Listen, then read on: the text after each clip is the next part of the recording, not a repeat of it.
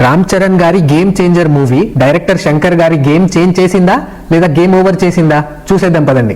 అసలు ఇవాళ movie release అయ్యే వరకు కూడా పెద్దగా ఎవరికి హోప్స్ లేవు ఈ మూవీ మీద, అండ్ బజ్ కూడా చాలా తక్కువ ఉంది. బట్ వెరీ లో ఎక్స్పెక్టేషన్స్ తో ఒక అండర్ డాగ్ లాగా వచ్చిన ఈ గేమ్ చేంజర్ మూవీ నాకు తెలిసి ఈ సంక్రాంతి విన్నర్ అయ్యి బ్లాక్ బస్టర్ గా నిలుస్తుంది. అసలు శంకర్ గారికి ఏమైందిరా బాబు, 10 years పైన అయింది కదా హిట్ కొట్టి అనుకుంటున్న మనందరికీ ఒక హోప్ ఇస్తుంది గేమ్ చేంజర్ మూవీ. ఓవరాల్ గా చెప్పాలంటే నాకైతే బాగా నచ్చింది మూవీ. అయితే మూవీ ఇంకా సూపరా బంపరా అంటే అట్లేం లేదు, ఈ మూవీలో కూడా చాలా ఫ్లాస్ ఉన్నాయి, బట్ వాటిని ఇగ్నోర్ చేయొచ్చు ఈజీగా. అసలు ఈ మూవీ పాజిటివ్స్ ఏంటి, నెగిటివ్స్ ఏంటి, అసలు ఈ మూవీ కథ ఏంటి అనేది మొత్తం చూసేద్దాం. ఈ వీడియో ఎండ్ వరకు చూడండి. అసలు మూవీ స్టోరీ ఏంటంటే ఇది ఒక పొలిటికల్ యాక్షన్ డ్రామా. మనం ట్రైలర్ లో ముందు చూసినట్టుగానే రామ్ చరణ్ గారికి డ్యూయల్ రోల్స్ ఉంటాయి ఈ మూవీలో. తండ్రి కొడుకు రోల్స్ అవి. తండ్రికి జరిగిన అన్యాయాన్ని కొడుకు రివెంజ్ తీసుకుంటాడు. ఈ స్టోరీ మొత్తం పాలిటిక్స్, ఎలక్షన్స్, కలెక్టర్ ఆఫీస్ ఈ బ్యాక్ డ్రాప్ లో జరుగుతుంటుంది. ఈ మూవీ పాజిటివ్స్ ఏంటి అంటే రామ్ చరణ్ గారి పర్ఫార్మెన్స్ టాప్ నాచ్ ఉంటుంది. దానికి తోడు ఎస్జే సూర్య గారి పర్ఫార్మెన్స్ కూడా ఏ మాత్రం తీసిపోనట్టు ఉంటుంది. ఇంకా హీరో విలన్ ఇద్దరి నుండి మంచి పర్ఫార్మెన్సెస్ వచ్చినప్పుడు అవుట్పుట్ ఏ రేంజ్ లో ఉంటుందో మనకు తెలిసిందేగా.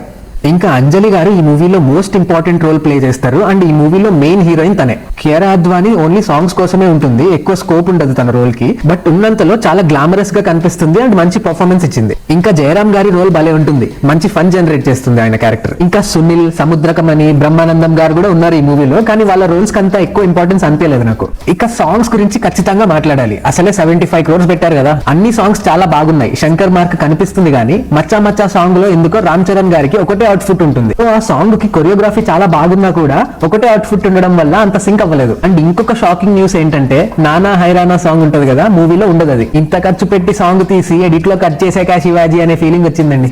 ఇంకా ఈ మూవీ ABCD అన్ని సెంటర్స్ ని సాటిస్ఫై చేయడానికి ట్రై చేస్తుంది and most of the part success అవుతుంది. ఇంకా నెగటివ్స్ విషయానికి వచ్చేస్తే సినిమాటిక్ లిబర్టీస్ చాలా తీసుకున్నారండి.